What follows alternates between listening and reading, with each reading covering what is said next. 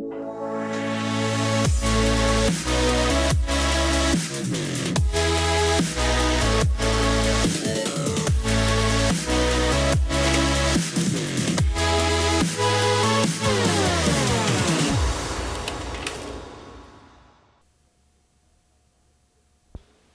you're right, I haven't vetoed any spending bills because we work together. Non-homeland, non-defense discretionary spending was rising at 15% a year when I got into office.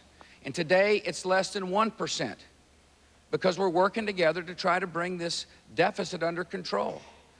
Like you, I'm concerned about the deficit. But I am not going to shortchange our troops in harm's way. And I'm not going to run up taxes which will cost this economy jobs. Thank you for your question. Senator Kerry, minute and a half.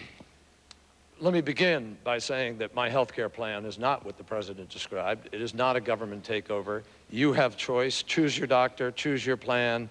The government has nothing to do with it. In fact, it doesn't ask you to do anything. If you don't want to take it, you don't have to. If you like your high premiums, you keep them. That's the way we leave it. Now, with respect to the deficit, the president was handed a $5.6 trillion surplus, ladies and gentlemen. That's where he was when he came into office. We now have a $2.6 trillion deficit.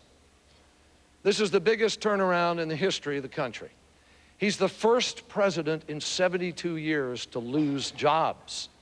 He talked about war. This is the first time the United States of America has ever had a tax cut when we're at war. Franklin Roosevelt, Harry Truman, others knew how to lead. They knew how to ask the American people for the right things. 1% of America, the highest 1% of income earners in America, got $89 billion of tax cut last year. 1% of America got more than the 80% of America that earned from $100,000 down. The president thinks it's more important to fight for that top 1% than to fight for fiscal responsibility and to fight for you. I want to put money in your pocket. I have a proposal for a tax cut for all people earning less than the $200,000. The only people affected by my plan are the top income earners of America.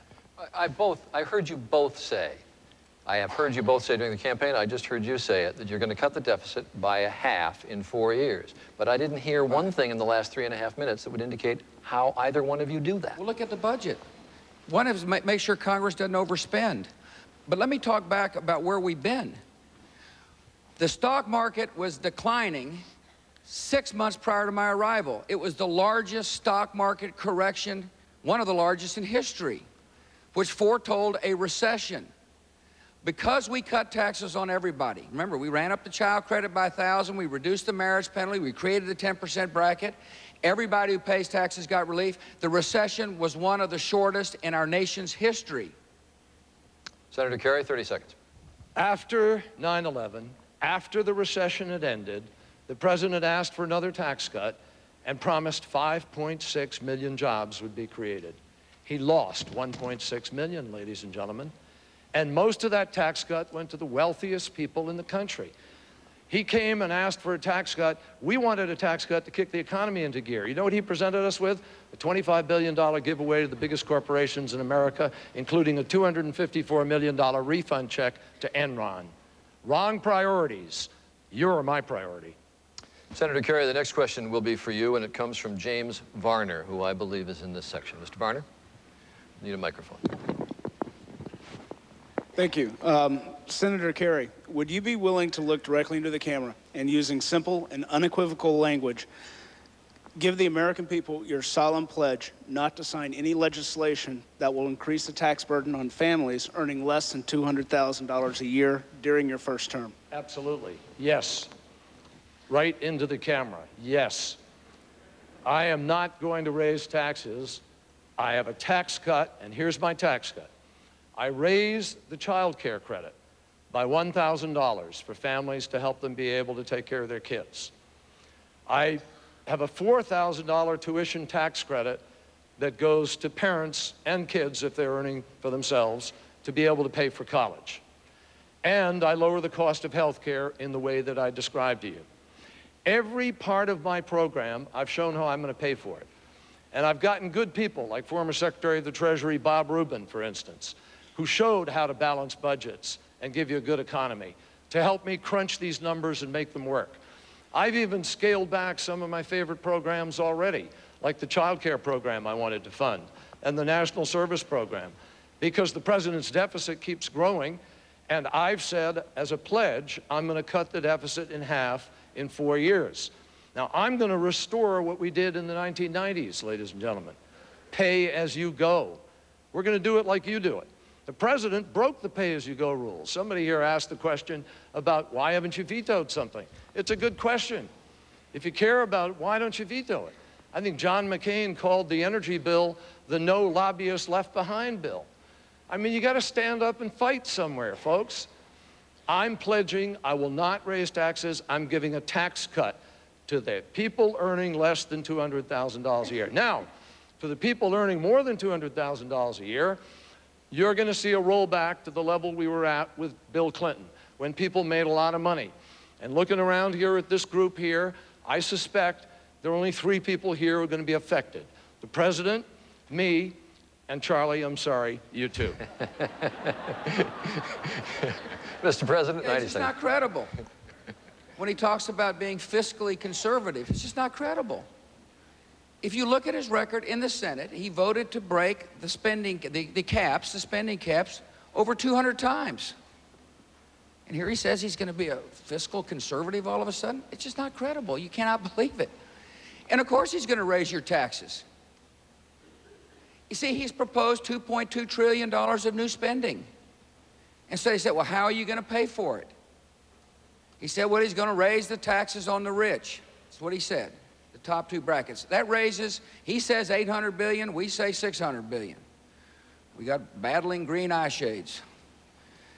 Somewhere in between those numbers. And so there's a difference. What he's promised and what he can raise. Now, either he's going to break all these wonderful promises he's told you about, or he's going to raise taxes. And I suspect, given his record, he's going to raise taxes. Is my time up yet? No, you can keep going. Keep going, good. You're on a He roll. looked at me like my clock was up. I think that the way to grow this economy is to keep taxes low, is to have an energy plan, is to have litigation reform. As I told you, we just got a report that said over the past 13 months we created 1.9 million new jobs. We're growing. And so the fundamental question in this campaign is who's going to keep the economy growing so people can work? That's the fundamental question. I'm going to come back one more time to how these numbers add up and how you can cut that deficit in half in 4 years, given what you've both said. Well, first of all, the president's figures of $2.2 trillion just aren't accurate. Those are the fuzzy math figures put together by some group that works for the campaign. That's not the number. Number 2, John McCain and I have a proposal jointly for a commission that closes corporate giveaway loopholes. We got $40 billion going to Bermuda. We got all kinds of giveaways. We ought to be shutting those down. And third, credible. Ladies and gentlemen, in 1985, I was one of the first Democrats to move to balance the budget. I voted for the balanced budget in 93 and 97. We did it. We did it. And I was there. I'm sorry, 30 seconds, Mr. President. Yeah, I mean, he's got a record. He's been there for 20 years. You can run, but you can't hide. He voted 98 times to raise taxes. I mean, these aren't make-up figures, and so people are going to have to look at the record. Look at the record of the man running for the president. They don't name him the most liberal in the United States Senate because he hadn't shown up to many meetings. They named him because of his votes. And it's reality. It's just not credible to say he's going to keep taxes down and balance budgets. Mr. President, the next question is for you, and it comes from James Hubb over here. Mr. President, how would you rate yourself as an environmentalist? What specifically has your administration done to improve the condition of our nation's air and water supply? Off-road diesel engines, we have reached an agreement to reduce pollution from off-road diesel engines by 90%. I've got a plan to increase the wetlands by 3 million. We've got an aggressive brownfield program to refurbish inner-city sore spots to useful pieces of property. I propose to the United States Congress a Clear Skies initiative to reduce sulfur dioxide, nitrogen oxide, and mercury by 70%. Was fought for a very strong title in the Farm Bill for the Conservation Reserve Program to set aside millions of acres of land to help improve wildlife and the habitat. We proposed and passed a healthy forest bill, which was essential to working with, particularly in western states, to make sure that our forests were protected. What happens in those forests, because of lousy federal policy, is they grow to be, they're not harvested, they're not taken care of, and as a result, they're like tinder boxes. And over the last summers, I've flown over there, and so this is a reasonable policy to protect old stands of trees and at the same time make sure our forests aren't vulnerable to the forest fires that have destroyed acres after acres in the West. We got a good common sense policy. Now, I'm going to tell you what I really think is going to happen over time is technology is going to change the way we live for the good for the environment. That's why I proposed a hydrogen automobile, hydrogen-generated automobile. We're spending $1 billion to come up with the technologies to do that. That's why I'm a big proponent of clean coal technology, to make sure we can use coal, but in a clean way. I guess you'd say I'm a good steward of the land. The quality of the air is cleaner since I've been the president. Fewer water complaints since I've been the president. More land being restored since I've been the president. Thank you for your question. Senator Kerry, a minute and a half. Boy, to listen to that, the president, I don't think, is living in a world of reality with respect to the environment. Now, if you're a Red Sox fan, that's okay, but if you're a president, it's not. Let me just say to you, number one, don't throw the labels around. Labels don't mean anything. I supported welfare reform. I led the fight to put 100,000 cops on the streets of America. I've been for faith-based initiatives helping to intervene in the lives of young children for years. I was broke with my party in 1985, one of the first 3 Democrats to fight for a balanced budget when it was heresy. Labels don't fit, ladies and gentlemen. Now, when it comes to the issue of the environment, this is one of the worst administrations in modern history. The Clear Skies bill that he just talked about, it's one of those Orwellian names you pull out of the sky, slap it onto something like No Child Left Behind, but you leave millions of children behind. Here they're leaving the skies and the environment behind. If they just left the Clean Air Act all alone the way it is today, no change, the air would be cleaner than it is if you passed the Cleaner Skies Act. We're going backwards. In fact, his environmental enforcement chief air quality person at the EPA resigned in protest over what they're doing to what are called the new source performance standards for air quality. They're going backwards on the definition for wetlands. They're going backwards on the water quality. They pulled out of the global warming, declared it dead, didn't even accept the science. I'm going to be a president who believes in science. Mr. President? Well, had we joined the Kyoto Treaty, which I guess he's referring to, it would have cost America a lot of jobs. It's one of these deals where, in order to be popular in the halls of Europe, you sign a treaty. But I thought it would cost a lot of people. I think there's a better way to do it. And I just told you the facts, sir. The quality of the air is cleaner since I've been the President of the United States. And we'll continue to spend money on research and development because I truly believe that's the way to get from how we live today to being able to live a standard of living that we're accustomed to and being able to protect our environment better, the use of technologies. Senator Kerry, 30 seconds. The fact is that the Kyoto Treaty was flawed. I was in Kyoto, and I was part of it. I know what happened. But this president didn't try to fix it. He just declared it dead, ladies and gentlemen. And we walked away from the work of 160 nations over 10 years. You wonder, Nikki, why it is that people don't like us in some parts of the world. You just say, hey, we don't agree with you. Goodbye. The president's done nothing to try to fix it. I will. Senator Kerry, the next question is for you. It involves jobs, which is a topic of the news today.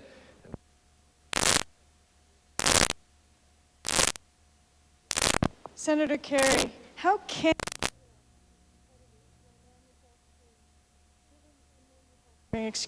given the wage necessary and comfortably accepted for American workers to maintain the standard of living that they expect?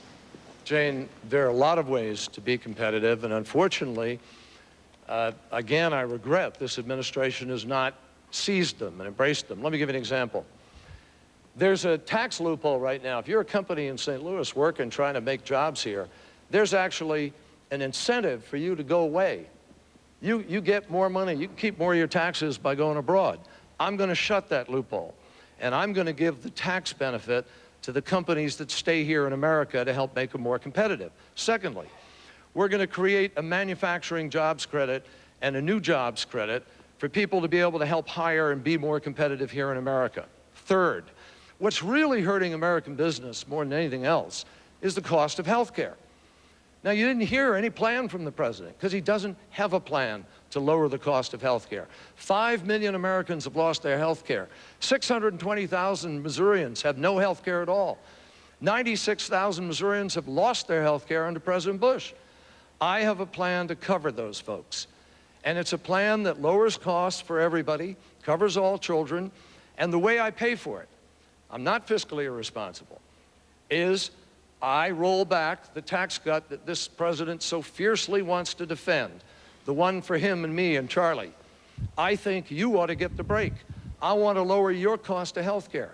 I want to fully fund education. No child left behind, special needs education. And that's how we're going to be more competitive, by making sure our kids are graduating from school and college. China and India are graduating more graduates in technology and science than we are. We've got to create the products of the future. That's why I have a plan for energy independence within 10 years. And we're going to put our laboratories and our colleges and universities to work. And we're going to get the great entrepreneurial spirit of this country, and we're going to free ourselves from this dependency on Mideast oil. That's how you create jobs and become competitive. Mr. President, minute and a half. Let me start with how to control the cost of health care, medical liability reform, for starters, which he's opposed. Secondly, allow small businesses to pool together so they can share risk and buy insurance at the same discounts big businesses get to do. Thirdly, spread what's called health savings accounts. It's good for small businesses, good for owners. You own your own account, you can save tax-free, you get a catastrophic plan to help you own it. This is different from saying, okay, let me incent you to go on the government. He's talking about his plan to keep jobs here. You know, he calls it an outsourcing, to stop outsourcing. Robert Rubin looked at his plan and said it won't work. The best way to keep jobs here in America is, one, have an energy plan. I proposed one to the Congress 2 years ago, encourages conservation, encourages technology to explore for environmentally friendly ways for coal and use coal and gas. It encourages the use of renewables like ethanol and biodiesel. It's stuck in the Senate. He and his running mate didn't show up to vote when they could have got it going in the Senate. Less regulations if we want jobs here. Legal reform if we want jobs here. And we've got to keep taxes low. Now, he says he's only going to tax the rich. You realize 900,000 small businesses will be taxed under his plan because most small businesses are subchapter S corps or limited partnerships, and they pay tax at the individual income tax level. And so when you're running up the taxes like that, you're taxing job creators, and that's not how you keep jobs here. Senator, I want to extend for a minute. You talk about tax credits to stop outsourcing, but when you have IBM documents that I saw recently where you can hire a programmer for $12 in China, $56 an hour here, tax credits won't cut it in that area. You can't stop all outsourcing, Charlie. I've never promised that. I'm not going to, because that would be pandering. You can't. But what you can do is create a fair playing field, and that's what I'm talking about. But let me just address what the president just said. Ladies and gentlemen, that's just not true what he said. The Wall Street Journal said 96% of small businesses are not affected at all by my plan. And you know why he gets that count? The president got $84 from a timber company that he owns, and he's counted as a small business.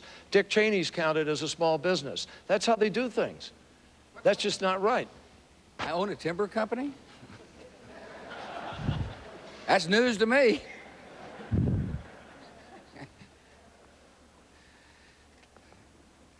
Need some wood?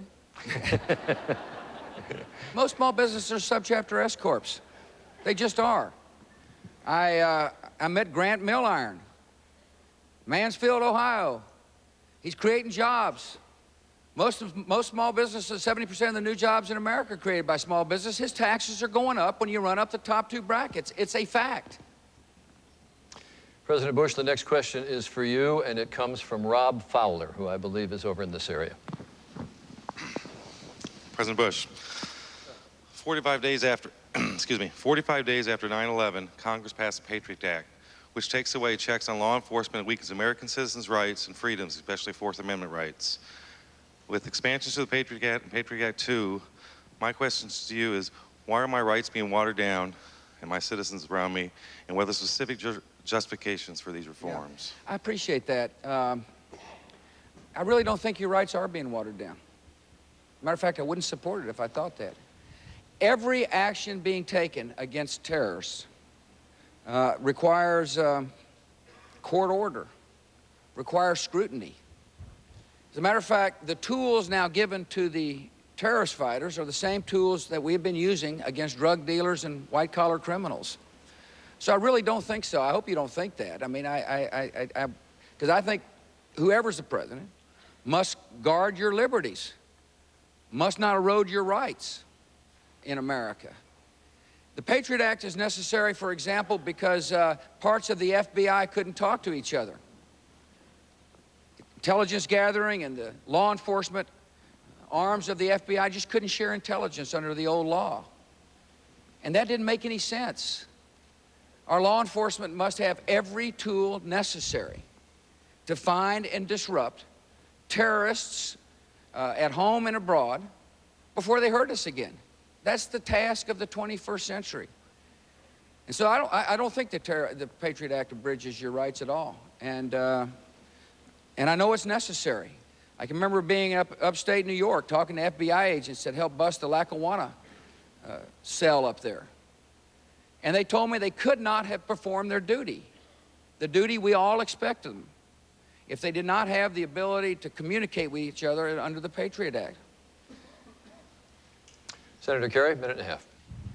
Former Governor Roscoe, as chairman of the Republican Party, said he thought that the Patriot Act has to be changed and fixed. Congressman Jim Sensenbrenner, he's the chairman of the House Judiciary Committee, has said over his dead body before it gets renewed without being thoroughly rechecked. Whole bunch of folks in America concerned about the way the Patriot Act has been applied. In fact, the Inspector General of the Justice Department found that John Ashcroft had twice applied it in ways that were inappropriate. People's rights have been abused. I met a man who spent 8 months in prison, wasn't even allowed to call his lawyer, wasn't allowed to get out. Finally, Senator Dick Durbin of Illinois intervened and was able to get him out. This is in our country, folks, the United States of America. They've got sneak and peek searches that are allowed. They've got people allowed to go into churches now and political meetings without any showing of potential criminal activity or otherwise. Now, I voted for the Patriot Act. 99 United States senators voted for it. And the president's been very busy running around the country using what I just described to you as a reason to say, I'm wishy-washy, that I'm a flip-flopper. Now, that's not a flip-flop. I believe in the Patriot Act. We need the things in it that coordinate the FBI and the CIA. We need to be stronger on terrorism. But you know what we also need to do as Americans is never let the terrorists change the Constitution of the United States in a way that disadvantages our rights. Senator Kerry, the next question is for you, and it comes from Elizabeth Long.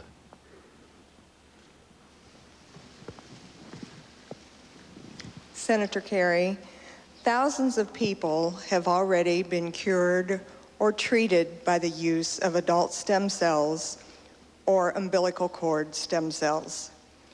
However, no one has been cured by using embryonic stem cells. Wouldn't it be wise to use stem cells obtained without the destruction of an embryo? You know, Elizabeth, I really respect your the feeling that's in your question. I understand it. I know the morality that's prompting that question, and I respect it enormously. But like Nancy Reagan and so many other people, you know, I was at a forum with Michael J. Fox the other day in New Hampshire, who's suffering from Parkinson's, and he wants us to do stem cell, embryonic stem cell. And this fellow stood up, and he was quivering. His whole body was shaking from the nerve disease, the muscular disease that he had. And he said to me and to the whole hall, he said, you know, don't take away my hope, because my hope is what keeps me going.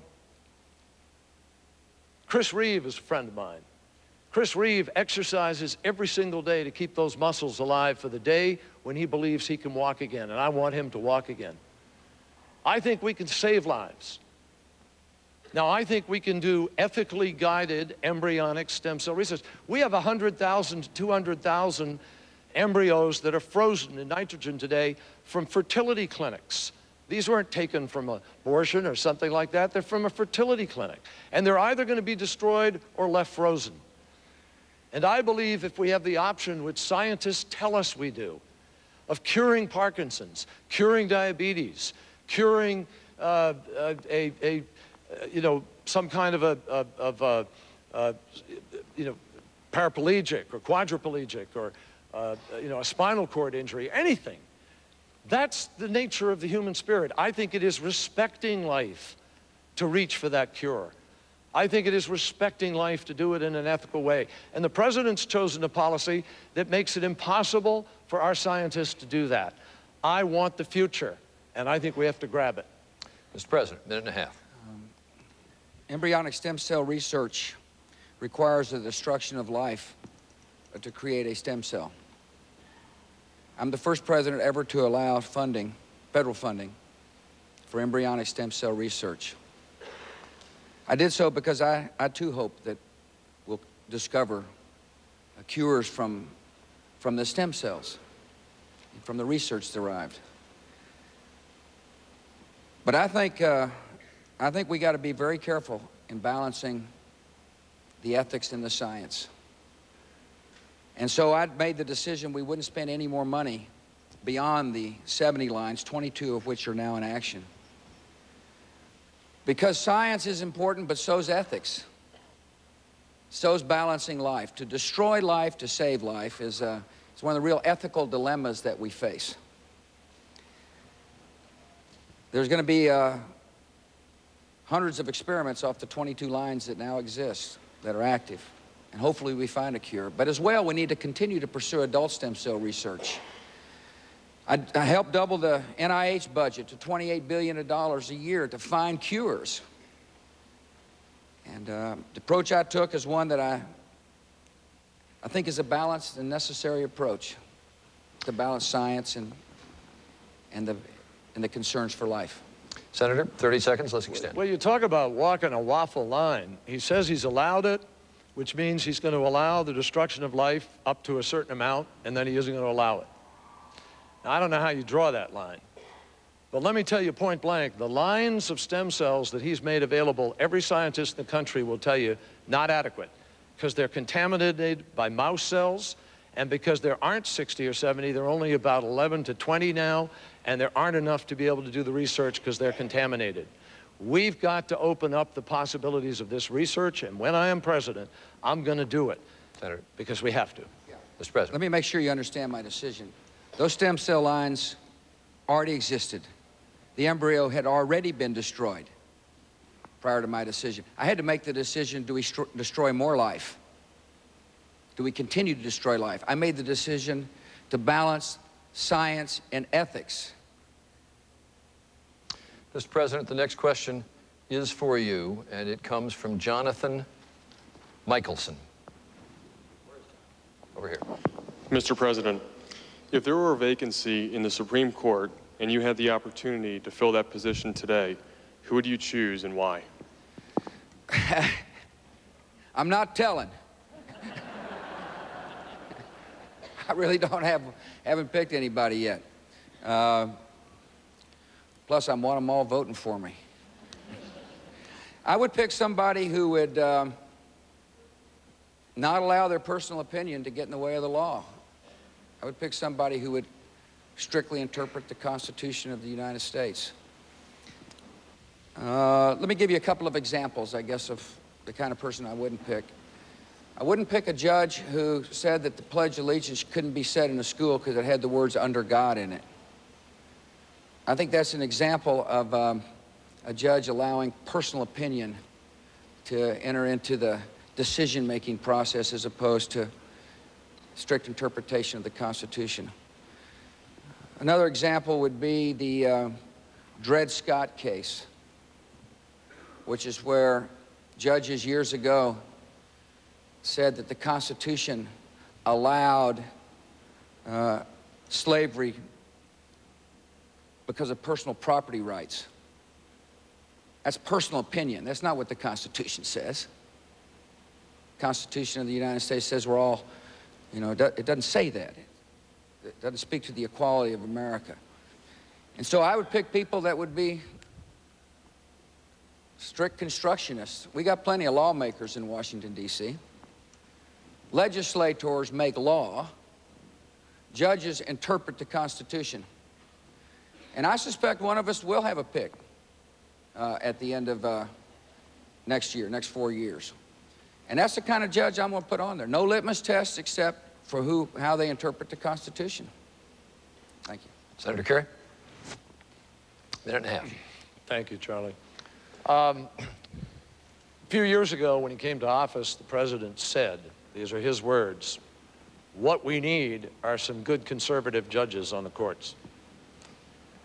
And he said also that his two favorite justices are Justice Scalia and Justice Thomas. So you get a pretty good sense of where he's heading if he were to appoint somebody. Now, here's what I believe. I don't believe we need a good conservative judge, and I don't believe we need a good liberal judge.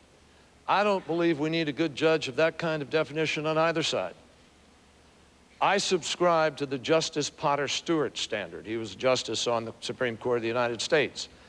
And he said the mark of a good judge, good justice, is that when you're reading their decision, their opinion, you can't tell if it's written by a man or a woman, a liberal or a conservative, a Muslim, a Jew, or a Christian. You just know you're reading a good judicial decision.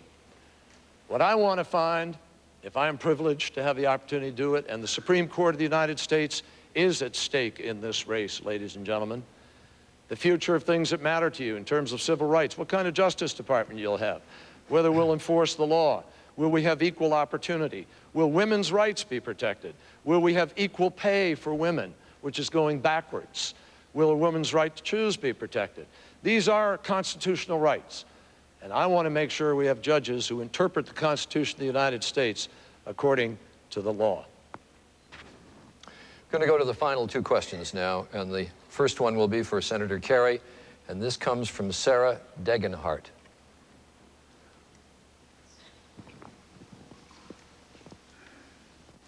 Senator Kerry, suppose you were speaking with a voter who believed abortion is murder, and the voter asked for reassurance that his or her tax dollars would not go to support abortion.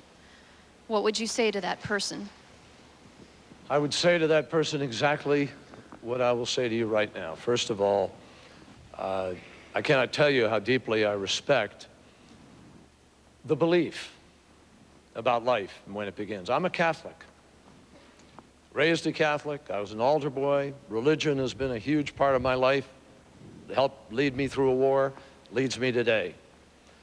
But I can't take what is an article of faith for me and legislate it for someone who doesn't share that article of faith, whether they be agnostic, atheist, Jew, Protestant, whatever. I can't do that. But I can counsel people. I can talk reasonably about life and about responsibility. I can talk to people, as my wife Teresa does, about making other choices and about abstinence and about all these other things that we ought to do as a responsible society. But as a president, I have to represent all the people in the nation, and I have to make that judgment. Now, I believe that that you can take that position and not be pro-abortion, but you have to afford people their constitutional rights. And that means being smart about allowing people to be fully educated, to know what their options are in life, and making certain that you don't deny a poor person the right to be able to have whatever the Constitution affords them if they can't afford it otherwise. That's why I think it's important. That's why I think it's important for the United States, for instance, not to have this rigid ideological restriction on helping families around the world to be able to make a smart decision about family planning. You'll help prevent AIDS. You'll help prevent unwanted children, unwanted pregnancies. You'll actually do a better job, I think, of passing on the moral responsibility that is expressed in your question, and I truly respect it. Mr. President, minute and a half. Trying to decipher that. My answer is we're not going to spend federal taxpayers' money on abortion. This is an issue that divides America, but certainly reasonable people can agree on how to reduce abortions in America. I signed the ban on partial birth abortion. It's a brutal practice. It's one way to help reduce abortions. My opponent voted against the ban. I think there ought to be parental notification laws. He's against them. I signed a bill called the Unborn Victims of Violence Act. In other words, if you're a mom and you're pregnant, you get killed, the murderer gets tried for 2 cases, not just 1. My opponent was against that. These are reasonable ways to help promote a culture of life in America. I think it is a worthy goal in America to have every child protected by law and welcomed in life. I also think we ought to continue to have good adoption law as an alternative to abortion. And we need to promote maternity group homes, which my administration has done. Culture of life is really important for a country to have if it's going to be a hospitable society. Thank you. Senator, you want to follow up? 30 seconds. Well, again, the president just said categorically, my opponent's against this, my opponent's against that. You know, it's just not that simple. No, I'm not. I'm against the partial birth abortion, but you've got to have an exception for the life of the mother and the health of the mother under the strictest test of bodily injury to the mother. Secondly, with respect to parental notification, I'm not going to require a 16 or 17-year-old kid who's been raped by her father and who's pregnant to have to notify her father. So you got to have a judicial intervention. And because they didn't have a judicial intervention where she could go somewhere and get help, I voted against it. It's never quite as simple as the president wants you to believe. And 30 seconds, Mr. President. Well, it's pretty simple when they say, are you for a ban on partial birth abortion? Yes or no? And he was given a chance to vote. And he voted no. And that's just the way it is. That's a vote. It came right up. It's clear for everybody to see. And as I said, you can run, but you can't hide. It's the reality. And the final question of the evening will be addressed to President Bush, and it will come from Linda Grable.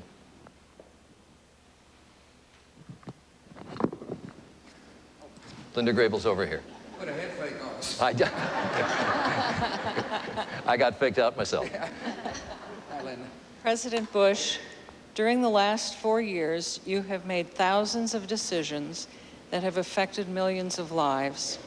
Please give 3 instances in which you came to realize you had made a wrong decision and what you did to correct it. Thank you. I have made a lot of decisions, and some of them little, like appointments to boards you've never heard of, and some of them big. And in a war, there's a lot of tactical decisions that historians will look back and say, you shouldn't have done that. You shouldn't have made that decision. And I'll take responsibility for it. I'm human. But on the big questions about whether or not we should have gone into Afghanistan, the big question about whether we should have removed somebody in Iraq, I'll stand by those decisions because I think they're right. It's really when they ask about the mistakes, that's what they're talking about. They're trying to say, did you make a mistake going into Iraq? And the answer is absolutely not. It was the right decision. The Dulfer report confirmed that decision today.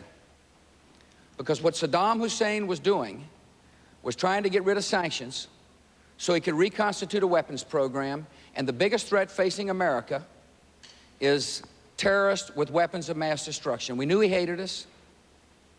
We knew he'd been invaded other countries. We knew he tortured his own people. On the tax cut, it's a big decision. I did the right decision. Our recession was one of the shallowest in modern history. Now, you asked what mistakes. I made some mistakes in appointing people, but I'm not going to name them. I don't want to hurt their feelings on national TV. But history will look back, and I'm fully prepared to accept any mistakes that history judges to my administration. Because the president makes the decisions, the president has to take the responsibility. Senator Kerry, a minute and a half. I believe the president made a huge mistake, a catastrophic mistake, not to live up to his own standard, which was build a true global coalition, give the inspectors time to finish their job and go through the UN process to its end, and go to war as a last resort. I ask each of you just to look into your hearts, look into your guts.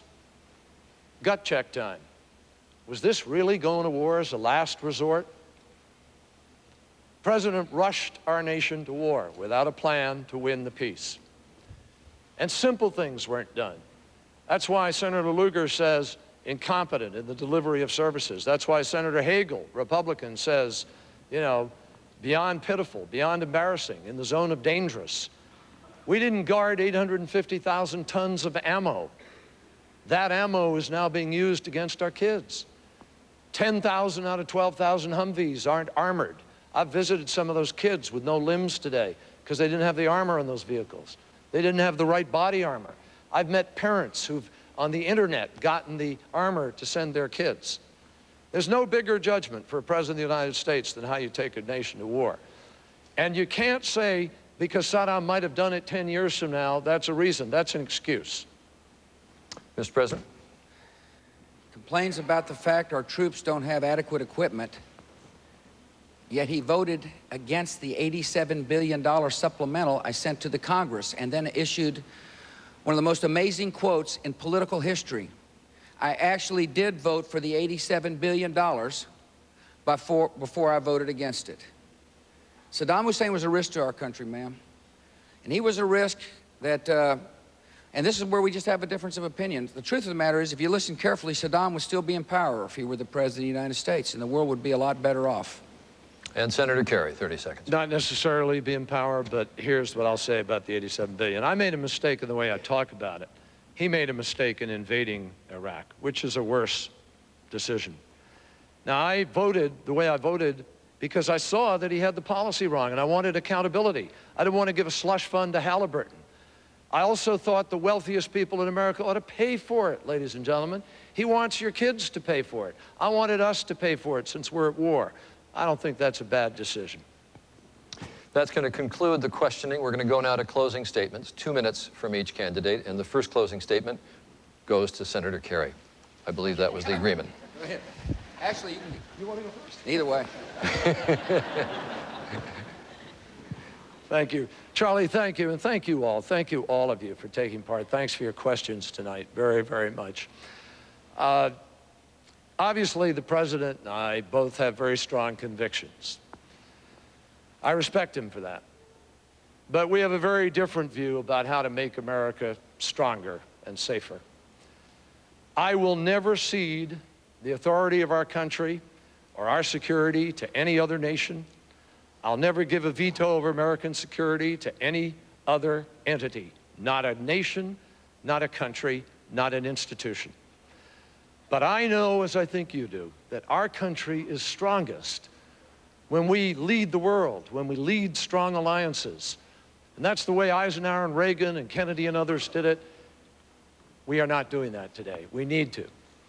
I have a plan that will help us go out and kill and find the terrorists, and I will not stop in our effort to hunt down and kill the terrorists.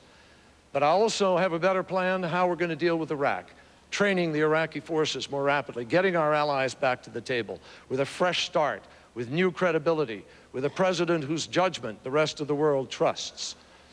In addition to that, I believe we have a crisis here at home, a crisis of the middle class that is increasingly squeezed. Healthcare costs going up. I have a plan to provide healthcare to all Americans. I have a plan to provide for our schools so we keep the standards, but we help our teachers teach and elevate our schools by funding No Child Left Behind. I have a plan to protect the environment so that we leave this place in better shape to our children than we were handed it by our parents. That's the test. I believe America's best days are ahead of us. I'm an optimist, but we have to make the right choices to be fiscally responsible and to create the new jobs of the future. We can do this, and I ask you for the privilege of leading our nation to be stronger at home and respected again in the world. Thank you. Senator, and a closing statement from President Bush. Charlie, thanks. Thank you all very much. It's been enjoyable. The great contest for the presidency is about the future. Who can lead? Who can get things done? We've been through a lot together as a country. Been through a recession, corporate scandals, war. And yet think about where we are. Had 1.9 million new jobs over the past 13 months. The farm income in America is high. Small businesses are flourishing. Home ownership rate is at an all-time high in America. We're on the move. Tonight I had a chance to discuss with you what to do to keep this economy going. Keep the taxes low. Don't increase the scope of the federal government. Keep regulations down. Legal reform. A health care policy that does not empower the federal government but empowers individuals. And an energy plan that'll help us become less dependent on foreign sources of energy. And abroad, we're at war, and it requires a president who is steadfast and strong and determined. I vowed to the American people after that fateful day of September the 11th that we would not rest nor tire until we're safe. The 9/11 Commission put out a report that said America is safer, but not yet safe. There's more work to be done. We'll stay on the hunt on al-Qaeda. We'll deny sanctuary to these terrorists. We'll make sure they do not end up with weapons of mass destruction. It's the great nexus, the great threat to our country, is that these haters end up with weapons of mass destruction. But our long-term security depends on our deep faith in liberty. And we'll continue to promote freedom around the world. Freedom is on the march. Tomorrow, Afghanistan will be voting for a president. In Iraqi, we'll be having free elections, and a free society will make this world more peaceful. God bless. Mr. President, Senator Kerry, that concludes tonight's debate. I want to give you a reminder that the third and final debate on issues of domestic policy will be held next Wednesday, October 13th at Arizona State University in Tempe, Arizona, hosted by Bob Schieffer of CBS News. I want to thank President Bush and Senator Kerry for tonight. I want to thank these citizens of the St. Louis area who asked the questions, who gave so willingly of their time, and who took their responsibility very seriously. Thank you also to everyone at Washington.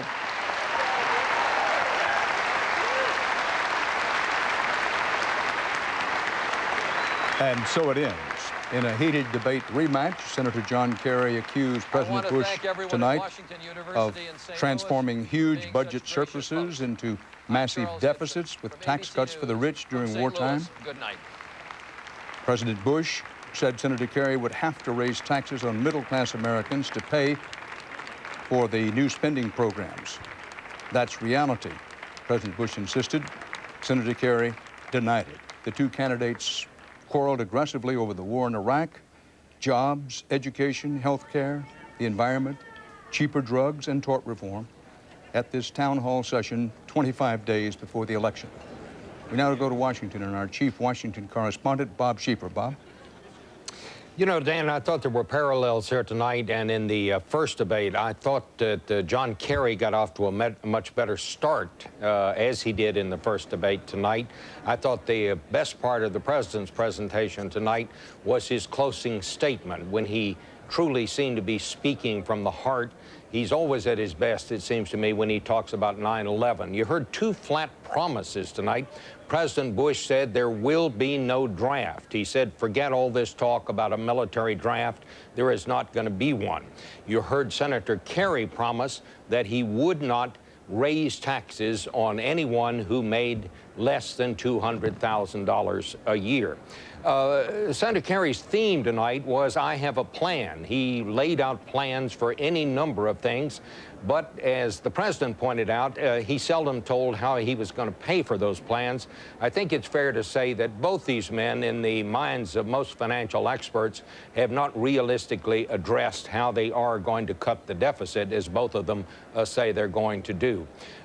It was interesting. I thought the president did a little better tonight than he did in the first debate, but John Kerry is a very good debater, Dan.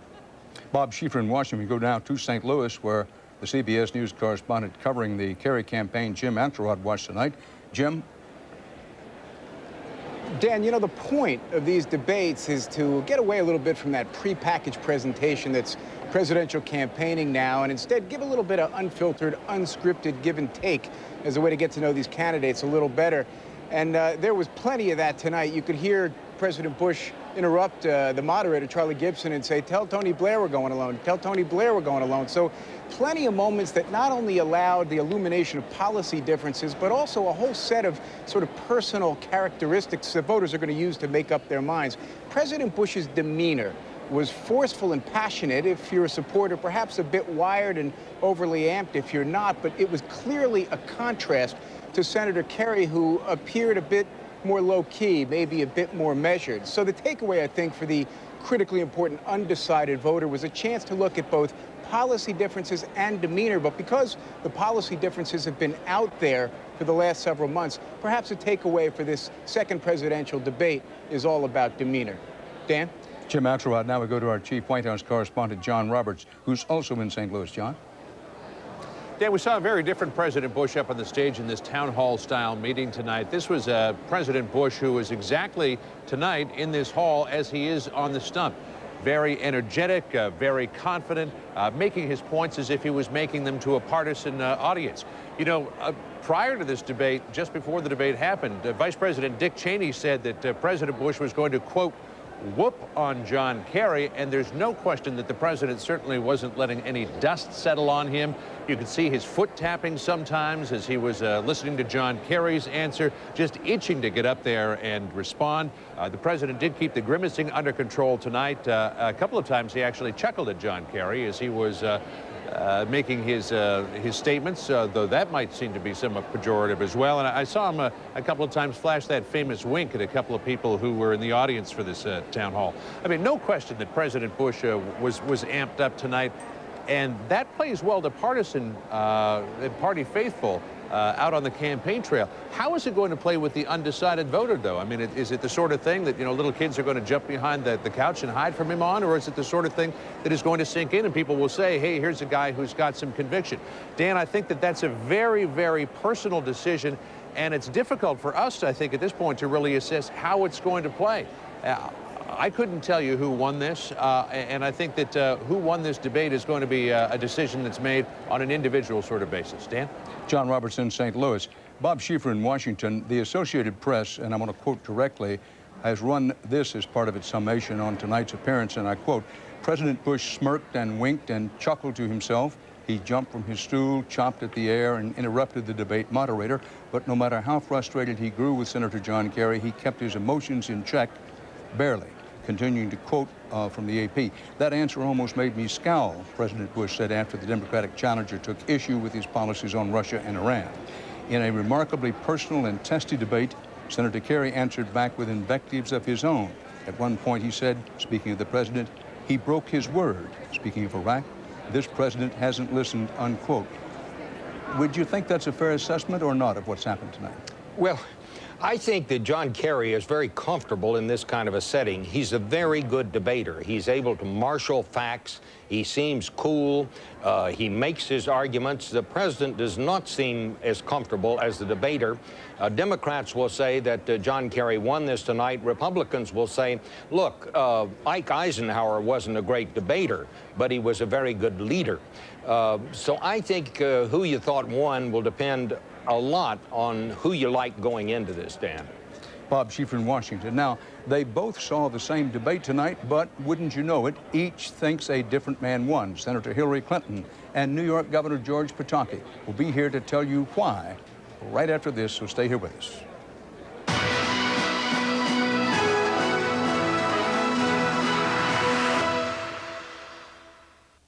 Cold Case, Sundays on CBS. It's all here. The war on terror, education, the economy.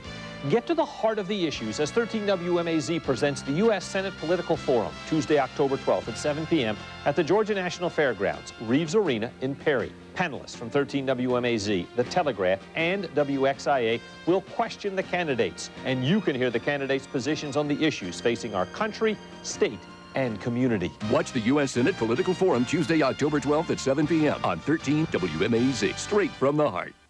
Every day, people are talked into investments by someone using terms like bonded and guaranteed. But the fact is, if it seems too good to be true, it probably is. Enough Georgians have been offered shady investment schemes by unscrupulous salesmen to fill the Georgia Dome 3 times. For information on how to avoid investment scams, call the Office of the Secretary of State or visit our website at georgiainvest.org. It's the last days of Goody's lowest prices of the season sale. All the brands you want at absolutely the lowest prices. This fall's essential jacket for misses and petites, 50% off. Duckhead jeans for the family, $14.99 to $17.99. Junior's track jackets, $14.99, and Famous Maker 5-pocket jeans, $19.99. And all kids' fashion jeans, 50% off. Price is so low, you won't stop shopping. Don't miss the last days of Goody's lowest prices of the season sale, going on now. No matter what, you're going to save money. Discover stately elegance at Cambridge Subdivision in Warner Robins. Special features reflect your sense of style in these custom-designed homes. Special financing through Home Bank Mortgage Company. Visit Cambridge today. New information in an elderly woman's death tonight at 11.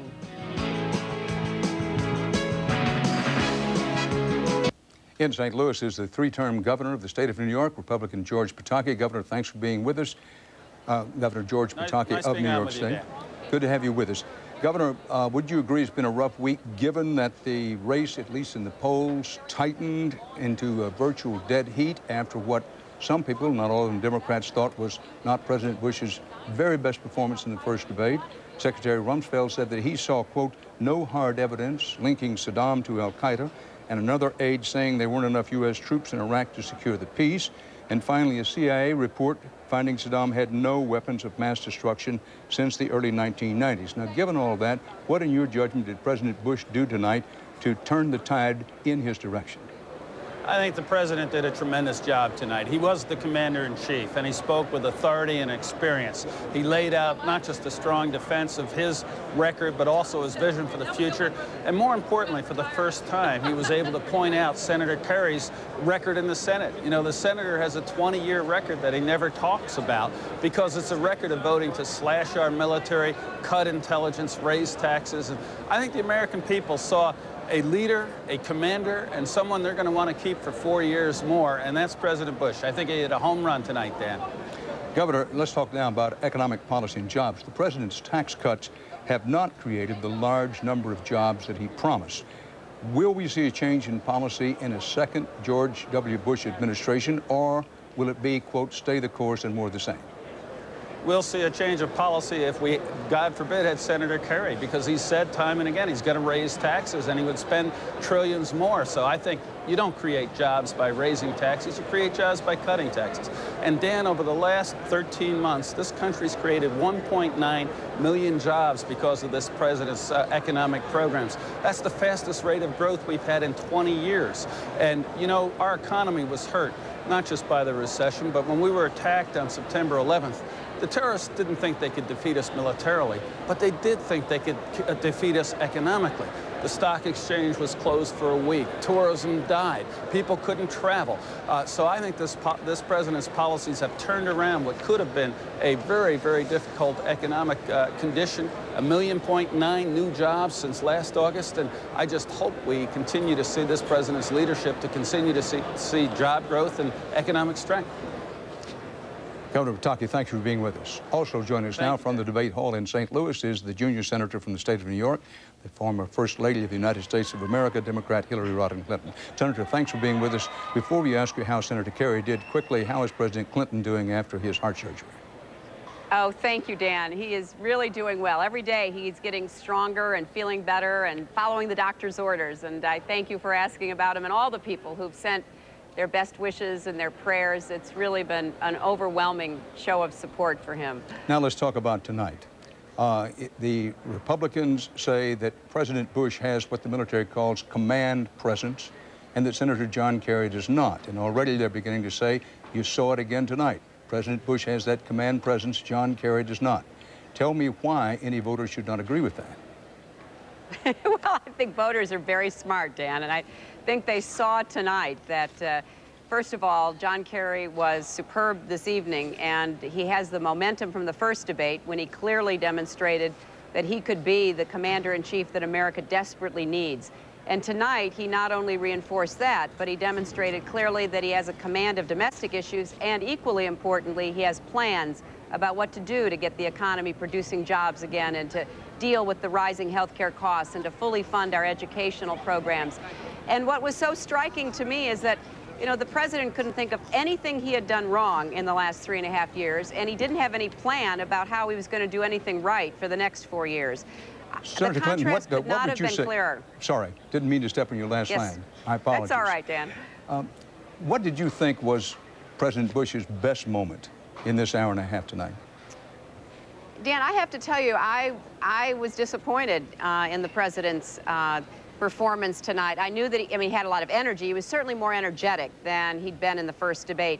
But time and time again, he came up with the same lines, the same story that he's been telling the American people for years. You know, it doesn't change. This is a person and a president who is consistent, I'll give him that, but he's been consistently wrong on economic policy and on foreign policy and on security policy, on homeland security.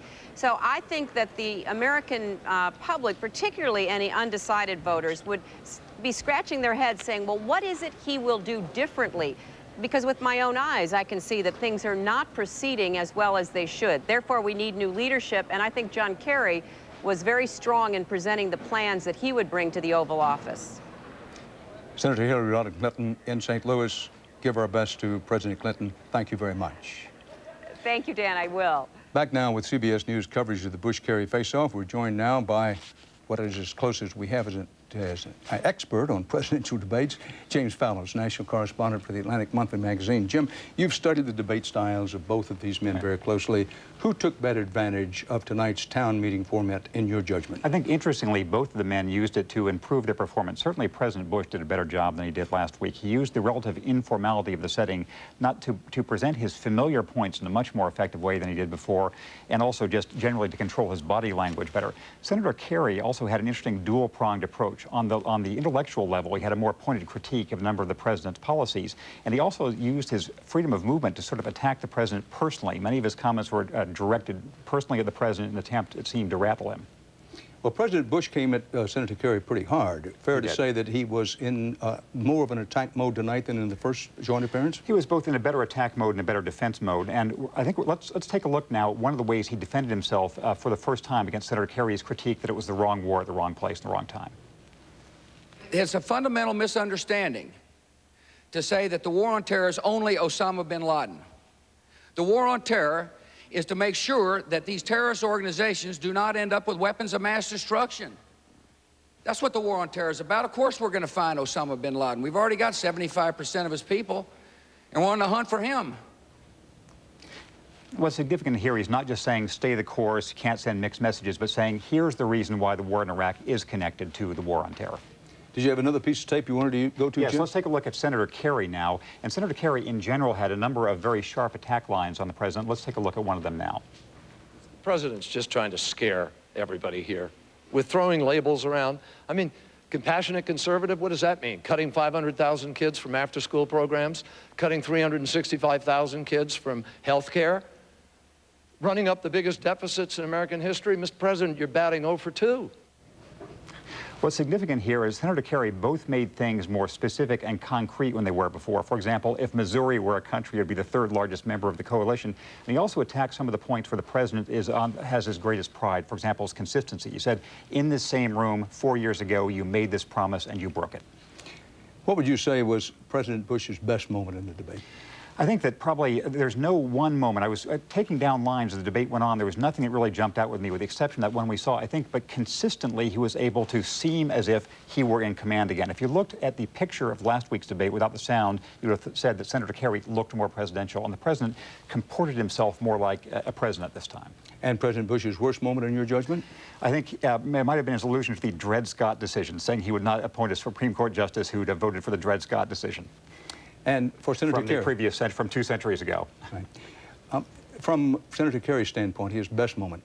I think his best moment was the series of new lines, again, like this Missouri line of saying that you know, I was able to do in some of my votes in the Senate what you have failed to do, which is to balance the budget. So I think it was a general vividness of his approach. And the lowest point for Senator Kerry? He had a very unusual moment of aphasia, of loss for words when talking about stem cell research. It's the only time I've ever seen him in watching his debate tapes where for 2 or 3 seconds he couldn't think of the next word. And for those in the audience who are truly independent and swing voters, where did President Bush score the best, you think? I think it was probably sounding as if he recognized to some degree the criticisms and consequences of his policy in Iraq, saying that he recognizes that he'd made some choices which were unpopular in the world, and yet, nonetheless, here was the reason he was trying to defend them. So I think for the first time, also including the vice presidential debate, there was a defense from the administration to this line of criticism of Iraq. We're running quickly out of time, but with Senator Kerry, what was his best time in trying to get the swing voters and independent voters? It might have been showing some empathy on the values issues of capital punishment, of stem cell research, of abortion, where people who might agree with him on other issues could feel that he has some shared value with them. Looking back on the history of these debates, where does this one stand? Pretty good, not so good? I think this one stands in terms of substance quite a good one. It gave the public a lot of material to judge from, but I think there's no one moment that's going to stand in history as a sort of you're no Jack Kennedy type moment. Jim Fallows, Atlantic Monthly, thank you very much for being with us tonight. And so it comes to an end. Millions tonight saw the face-off between President Bush and Senator Kerry. It's to be expected that supporters of President Bush will say he won, and the Senator Kerry supporters will say he won, as Bob Schieffer pointed out earlier. In St. Louis tonight, a group of everyday citizens asked the candidates a wide range of questions. But the one question that may well decide the election, 25 days away, is this: whom do truly independent and swing voters, especially those in about 15 states still up for grabs, including Florida, Ohio, Michigan, and Pennsylvania, whom do they believe is best qualified to lead the United States for the next 4 years? Now, next up, the third and final joint appearance next Wednesday in Tempe, Arizona. Back to the original format. The candidates at that time will be standing at lecterns. The moderator will be CBS's Bob Schieffer. And mark this, please. This Sunday on Face the Nation, Bob's guest will be Democratic Vice Presidential candidate John Edwards and Republican National Chairman Ed Gillespie. There will, of course, be more about tonight's town meeting on your local news on this CBS station and tomorrow on the Saturday early show.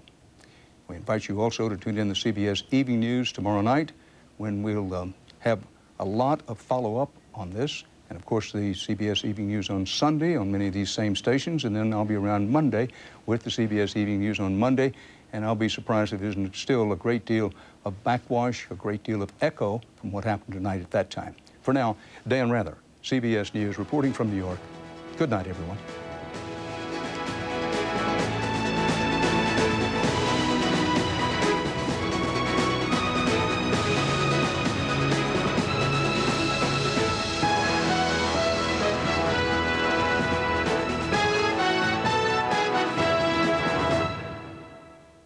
His wife and daughter vanished. Then the nightmare got even worse. All politicians talk about these days is each other, and nobody listens to Georgia's families. I'm Denise Majette, and I approve this message because we can change that together. Let's pass a new GI Bill, giving every soldier a college education and the same health care senators get, and a national lottery for education. The big money contributors all support the other guy. They have dinners on fancy china. In my campaign, we use these. But that's okay. I'll be nobody's senator but yours. Jim Marshall first served his country in Vietnam, where as an airborne ranger he was decorated for heroism in ground combat. Now as a member of the House Armed Services Committee, respected by Democrats and Republicans alike, Jim Marshall's leading the fight to keep open Fort Benning, Fort Stewart, and Robins Air Force Base. I'm Jim Marshall, and I approve this message because I'll always defend our country and our military jobs in Georgia. Our Congressman, Jim Marshall. I am driven by the fact that I'm helping others. Every day, volunteers give their heart to make our community stronger. It makes me feel like I'm needed. Join us as we say thank you to 6 outstanding volunteers in Central Georgia. There's just nothing like that feeling that you get when you help somebody. 13 WMAZ and Dublin Cadillac invite you to watch the 8th annual From the Heart Award, Saturday at 1 p.m. here on 13 WMAZ. 13 WMAZ, your official Georgia lottery station. Across America with Mega Jackpots, it's Mega Millions. And good evening, everybody. I'm Glenn Burns. It's Friday, October the 8th, and tonight's Mega Millions jackpot is an estimated annuitized $12 million. To win the jackpot, all you have to do is match all 5 white balls plus the Mega Ball. Our first winning number tonight is 16.